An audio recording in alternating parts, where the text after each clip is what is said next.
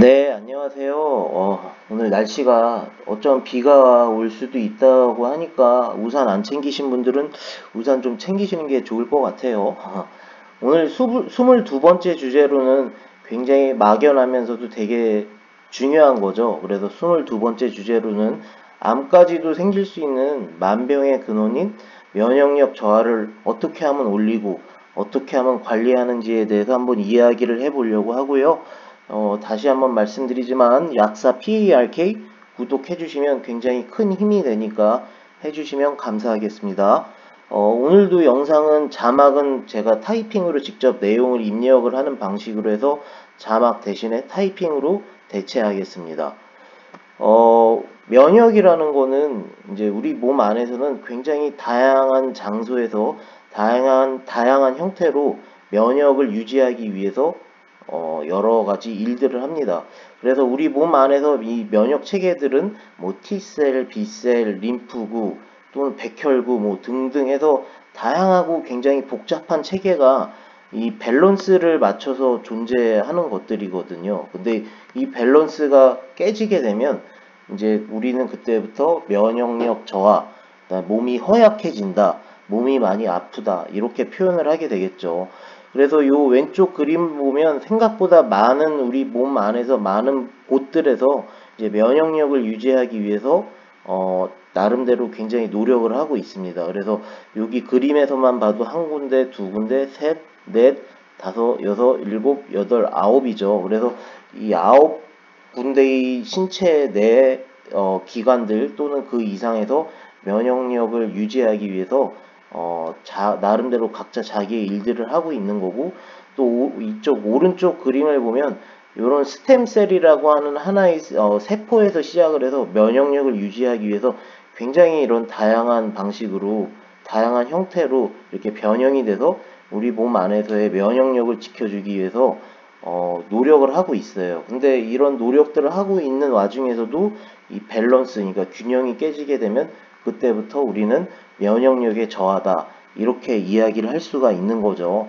그래서 이 밸런스를 지키는 게 굉장히 면역력을 지키기 위해서 면역력 저하를 막기 위해서 굉장히 중요하다고 생각하시면 되고, 이 다양한 세포들이 우리 몸 안에서 생기는 뭐 암세포라든가 이런 것들도 다 방어를 하고 그런 것들을 이제 잡아먹는 역할을 하기 때문에 면역력이라는 건 굉장히 중요한 거죠. 그래서 면역 저하란 이러면 뭐 면역이 저하된다, 그럼 면역이 약해진다 이렇게 이해들을 하시죠. 이거를 조금 더 다른 형태의 말들로 하면은 면역이 저하된다는 뜻은 몸에서 이제 염증이 높아진다 이렇게 생각을 하시면 되세요. 염증이 높아진다.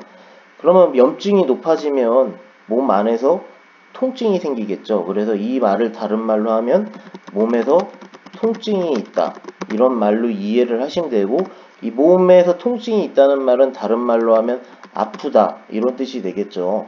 그리고 면역력이 약해진다는 뜻은 몸이 허약해진다. 그리고 또 다른 말로 하면 회복이 느리다.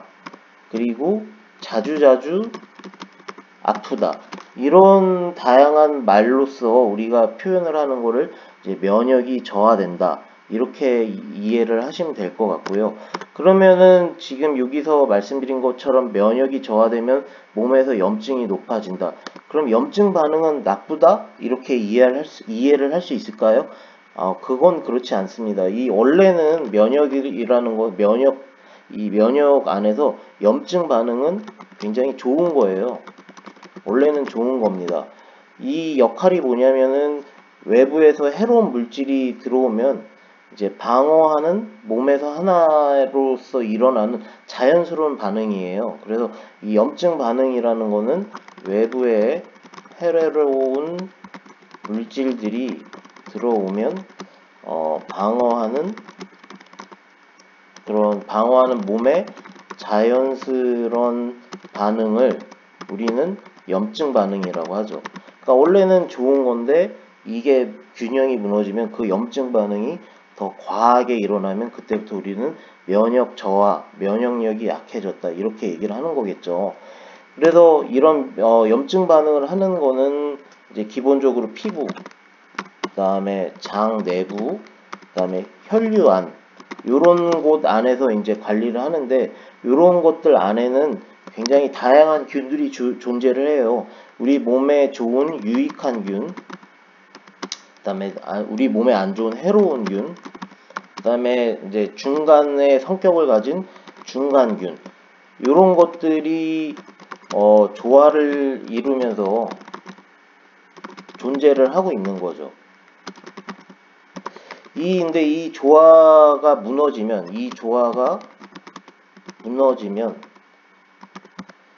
몸이 이제 아픈 거죠. 몸이 아프고 이제 통증이 생기고, 또 이게 장기간 이제 반복적으로 발생하면 우리는 이거를 다른 말로 이제 만성염증이라고 하죠. 그래서 이제 면역 저하라는 거를 뭐 간단하게 이렇게 얘기하면, 간단하게 이야기를 해보면 몸에서 염증 반응이 너무 많이 일어나는 거고, 몸에서 통증이 있고 아프고 허약해지고. 그런데 원래 염증 반응은 어떤 자연스러운 균형을 맞추고 있으면 외부의 해로운 물질들을 방어하는 몸의 자연스러운 반응이지만, 뭐 피부에서 일어나는 염증 반응, 장 내부에서 일어나는 염증 반응, 혈류 안에서 일어나는 염증 반응들이 조화를 이루면서 원래는 존재를 하는 건데, 이 조화가 무너지면 몸이 아프고 통증이 생기고, 이게 이제 오랫동안 발생하면 이제 만성염증이라고 하는 거죠. 그러니까 이 밸런스라는 게 굉장히 중요한 거죠. 어떤 면역 저하를 막기 위해서는.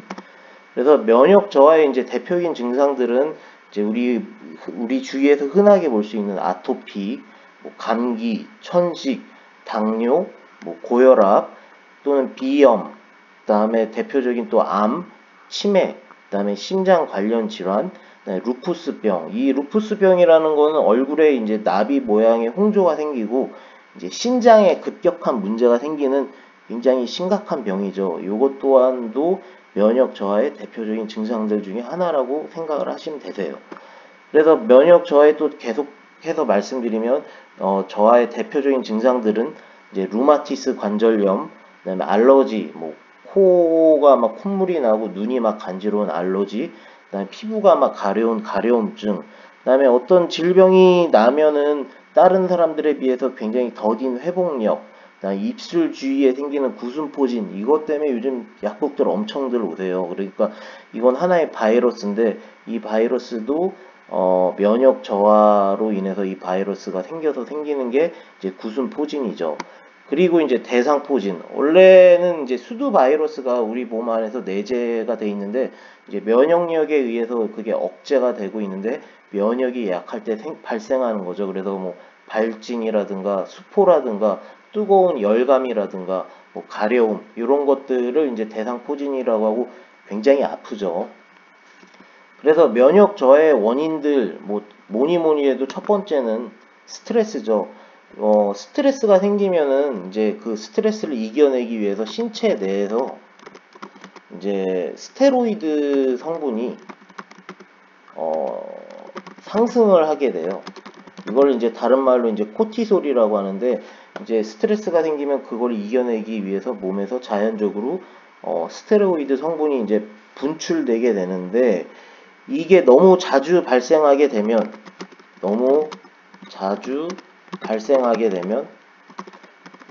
신체 내에 있는 스테로이드가 고갈이 돼요. 이 고갈이 되면 그때부터는 이제 인슐린 저항성, 이거는 앞에서 삭센다 주사제 때 말씀드렸던 거죠. 인슐린 저항성이 생기게 되고, 그러면 이게 이제 만성 염증 상태로 가는 하나의 방향이라고 생각을 하시면 되고요. 요런 이제 만성 염증, 그 다음에 만성 피로감에 대한 영상은 제가 이전 영상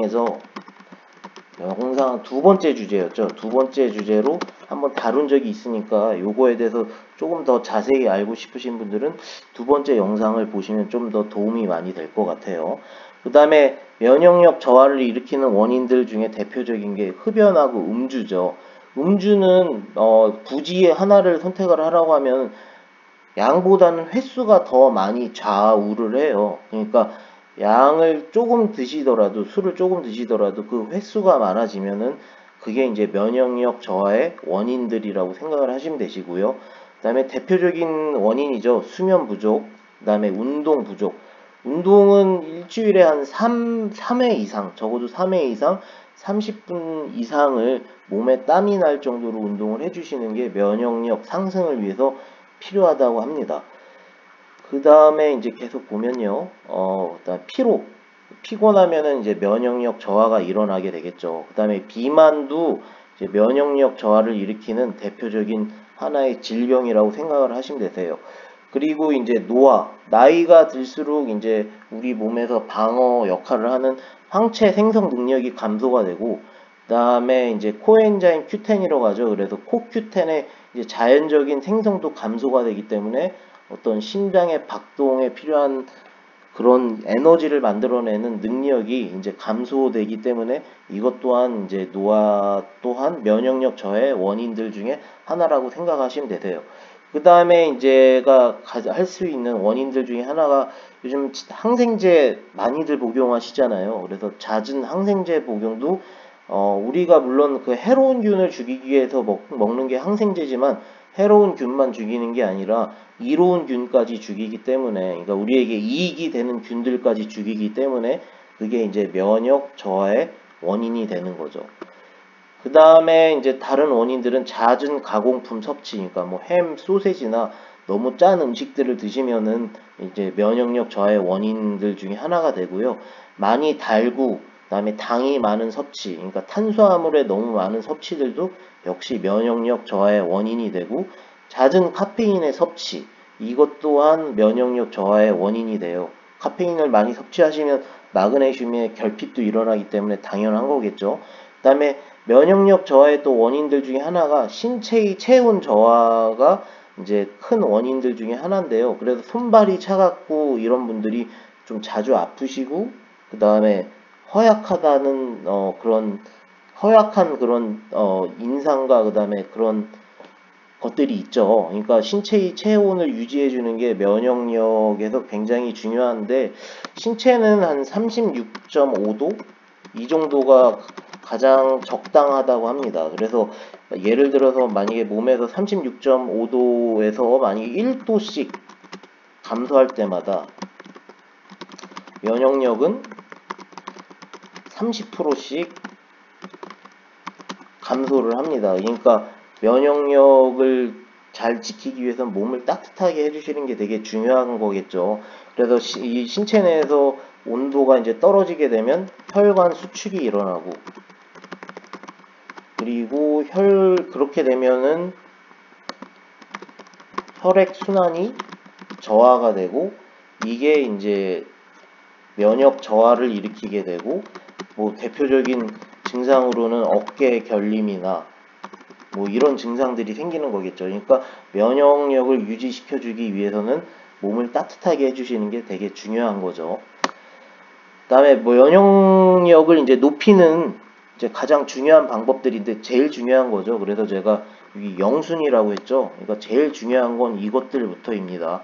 일단 운동, 일주일에 3번 이상 30분에서 40분 이상의 운동은 면역력을 올려주는 굉장히 좋은 방법이라고 그건 모두들 알고 계실 거예요. 그 다음에 균형 잡힌 식단, 그러니까 야채, 과일, 푸른색의 과일, 그런 야채, 그 다음에 과일을 꾸준히 섭취해 주시는 게 면역력을 높이는 가장 좋은 방법이고요. 그 다음에 되게 어렵지만 스트레스를 최소한으로 줄여주시는 게 면역력 상승을 하는 가장 또 중요한 방법이고, 그런 스트레스를 이겨내기 위해서 이제 긍정적인 사고방식을 가지시는 게 되게 중요하겠죠.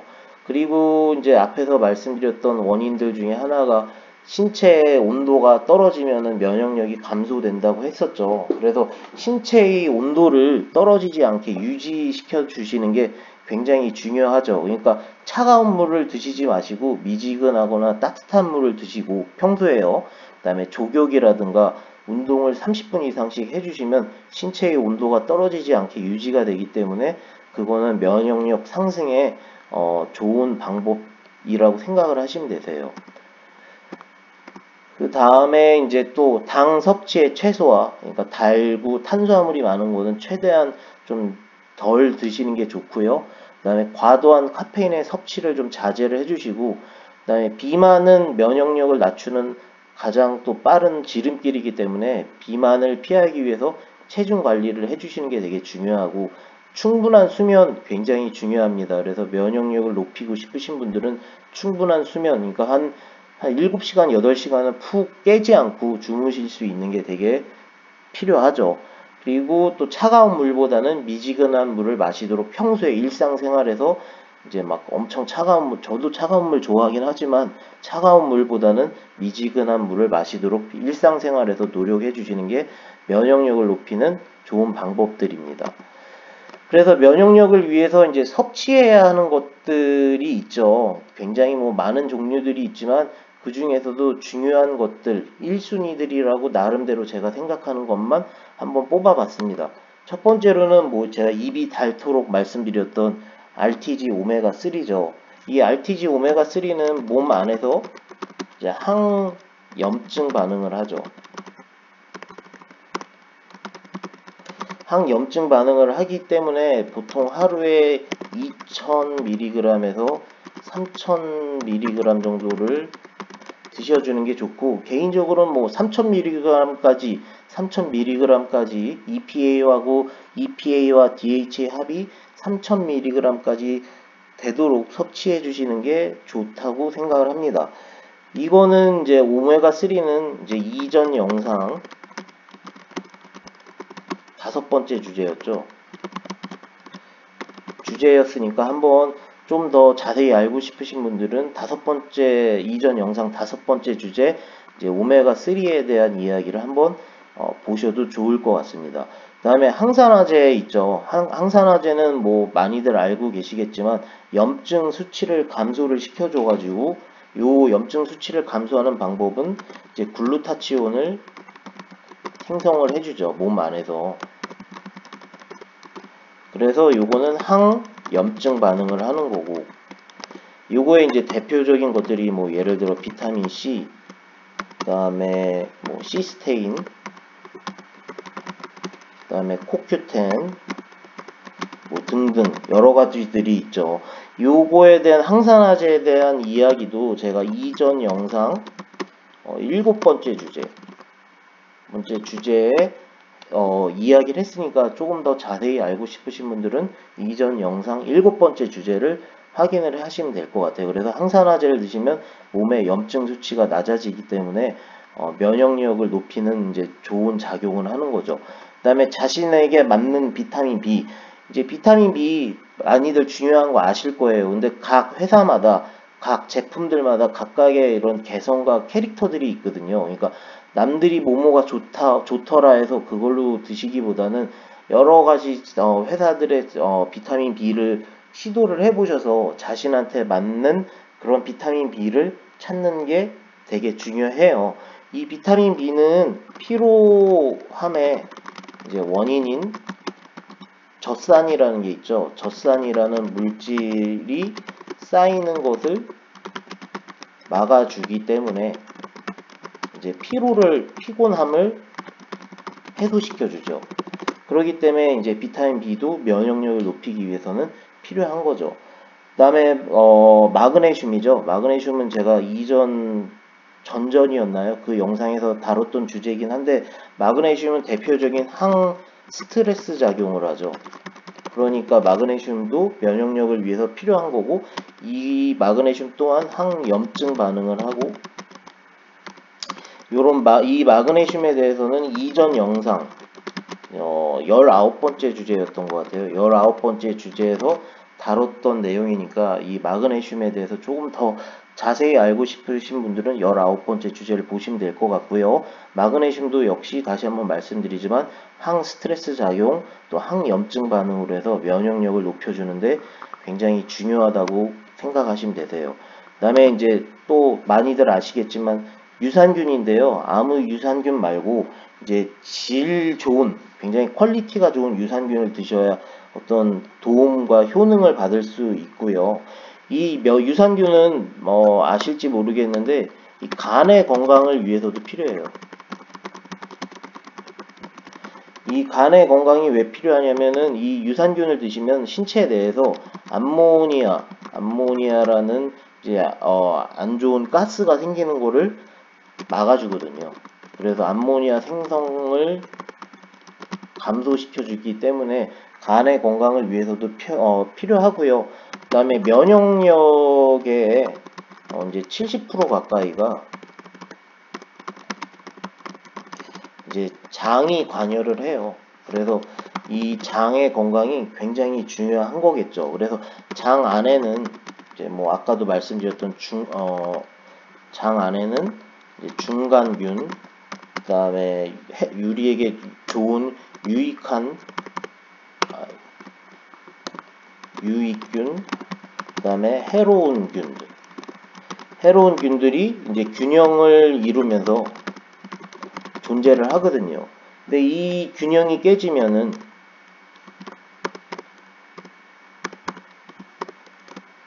이렇게 오타가 날까요? 이 균형이 깨지면 깨져서 만약에 우리 몸에 해로운 유해균들이 늘어나게 되면은 이게 이제 장 건강에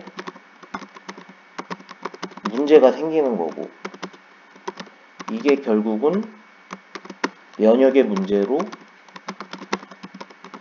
파생되는 거겠죠. 그러니까 우리 몸 안에서 특히 이 장 내부에서는 거의 면역력의 한 70% 가까이를 관리하는 굉장히 중요한 장기이고요. 그 장 안에는 해로운 균, 중간균, 유익한 균이 있는데 이 균들의 균형이 깨지게 되면 면역력의 저하가 일어나서 질 좋은 유산균을 드셔주는 게 면역력을 높이는 좋은 방법이라고 생각을 하시면 되세요. 이 유산균에 대한 영상은 이제 이전 영상 4번째 주제였어요. 그러니까 자세하게 유산균에 대해서 알고 싶으신 분들은 이전 영상 4번째 주제를 보시면 될 것 같고요.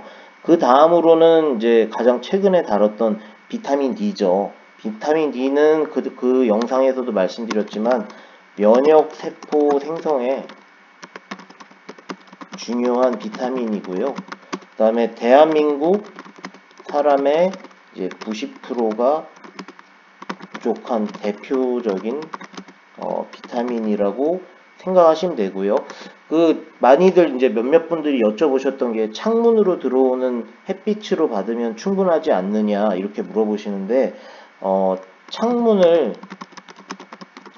통해서 들어오는 이런 햇빛은 아무런 이익이 없고요.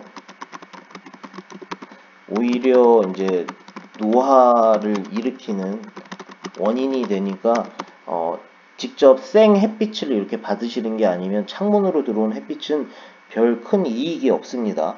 이 비타민 D도 그 앞에 이전 영상인 16번째 주제였거든요. 그러니까 조금 더 자세하게 알고 싶으신 분들은 이전 영상 16번째 주제를 보시면 될 것 같고요. 비타민 D도 면역력을 높이기 위해서 굉장히 섭취하셔야 되는 중요한 대표적인 비타민이라고 생각을 하시면 되세요. 그 이외에도 이거는 이제 앞에 거가 1순위라고 했으면, 앞에 소개시켜드린 것들이 1순위라고 했으면 요건 저 나름대로는 이제 2순위라고 얘기를 하고 싶은 거고요. 2순위로는 순도가 좋은 이제 프로폴리스가 있죠. 프로폴리스는 항염증 반응을 하죠. 항염증 작용이 있고, 이거를 다른 말로 뭐 천연 항생제라고 해서 이 나쁜 균을 죽이는 작용을 하는 거죠. 그러니까 역시 면역력에 이제 도움이 되겠죠. 그 다음으로 말씀드릴 수 있는 건 이제 천연 유황인데요. 이 천연 유황은 그 항산화제인 이제 글루타치온, 여러 번 말씀드렸던 거죠. 글루타치온 생성을 위해서 필요한 성분이에요. 그래서 요거에 대한 설명도 이전 이제 7번째 영상에서 말씀드렸으니까 요거에 대해서 조금 더 자세히 알고 싶으신 분들은 7번째 영상을 보시면 될 것 같고요. 다음에가 이제 베리류, 그러니까 뭐 블루베리나 포도나 뭐 아사이베리나 이런 베리류 추출물로 만든 것들이 있는데 이 베리류 추출물들도 항산화제로서 몸의 이제 염증도를 낮추고 이건 또 안구 건조에도 되게 좋죠. 좋은 선택이라고 생각을 하시면 되세요. 그 다음에 아연은 또 이제 종합 비타민에도 들어가 있고 뭐 여러 군데 들어가 있지만 이 아연은 우리 몸에서 이제 항체 생성에 필요한 성분이에요. 항체라는 거는 우리 몸에 이제 병원균을 해로운 균들을 막는 방어군 뭐 이렇게 생각을 하시면 되세요. 그래서 이런 항체 생성에도 필요한 성분이고요. 그 다음에 이거는 특히나 또 남성 호르몬의 이제 생성을 상승시켜주고, 그 다음에 특히나 이 아연은 뭐 이제 우리 입술에 많이 생기는 구순포진 있잖아요. 거기에 이제 좀 좋은 효과를 발휘해요.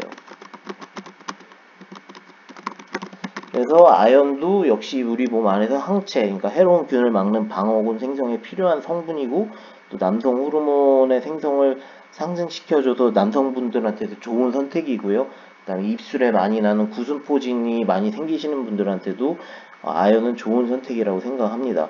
그 외에도 뭐 셀레늄도 있고요. 그 다음에 홍경천이라는 것도 있고, 뭐 버섯 추출물 뭐 이런 것 등등도 있어요. 굉장히 많은 종류가 있는데 이거는 이제 뭐 자신한테 맞는 거를 선택을 하시면 된다고 생각을 합니다. 하지만 제 나름대로는 이제 1순위로는 RTG 오메가3, 항산화제, 이제 자신에게 맞는 비타민 B, 마그네슘, 질 좋은 유산균, 비타민 D 이걸 1순위로 제 나름대로는 생각을 하고요. 2순위로는 순도가 좋은 프로폴리스, 그다음 천연유황, 베리류 추출물, 아연, 그다음 셀레늄, 홍경천, 버섯 추출물 이렇게 저는 생각을 합니다. 그래서 이런 것들을 저는 주로 이렇게 순위별로 그분께 맞는 맞춤형으로 좀 추천을 드리는 편이에요. 그래서 섭취 방법과 이제 기간인데 제가 앞에서도 말씀드렸다시피 1순위와 2순위로 나누긴 했지만 개인 차는 있는 거니까 자신에게 맞는 거를 선택하시는 게 필요하고요. 다시 한번 말씀드리면 1순위는 RTG 오메가3, 마그네슘, 비타민 D, 유산균, 비타민 B, 뭐 항산화제 이런 것들이 1순위라고 생각하고 그 이유는 많은 데이터들이 존재하고요. 연구 논문들이 많이 존재를 하기 때문에 그런 거지만 개인 차는 있으니까 그건 개인에 맞춰서 드시면 좋다고 생각을 합니다. 이제 섭취 기간인데요. 적어도 이게 4개월, 저는 웬만하면 한 6개월이라고 말씀을 많이 드리는데 적어도 4개월, 평균적으로는 6개월은 드셔야, 꾸준하게 드셔야 이제 면역력의 개선들이 일어나기 시작을 하고요. 대부분 이렇게 꾸준하게 안 드시기 때문에 이제 실패를 많이 하시고 면역력의 개선이 안 되는 거겠죠. 그래서 꾸준하게 매일매일 이렇게 드시는 게 중요하고요. 그 다음에 4개월에서 보통 한 6개월 정도는 이렇게 꾸준하게 드셔주는 게 필요합니다. 그래서 오늘 영상은 이제 되게 막연하지만 되게 중요한 면역력에 대해서 한번 이야기를 해봤고요. 나름대로 제가 뭐 0순위, 1순위, 2순위 이렇게 랭킹을 매기긴 했지만 또 자신에게 0순위를 뺀 나머지 1순위, 2순위는 자신에게 맞는 거를 잘 선택하시는 게 필요하고요. 하지만 웬만하면 1순위가 정말 이건 많이 이제 데이터들이 쌓여 있고 연구들이 많고 성공한 사례들이 많기 때문에 그 1순위 위주로 생각을 해보시는 게 좋은 선택이라고 생각합니다. 역시 마지막 끝으로 약사 PARK 구독해 주시면 감사하겠고요. 좋아요도 눌러주시면 너무너무 감사하겠습니다. 질문 있으시면 메시지 보내주시면 되시고요. 또 빨리 다른 주제로 해서 다시 돌아오도록 하겠습니다. 네, 감사합니다. 오늘 하루 잘 보내시고요. 감사합니다.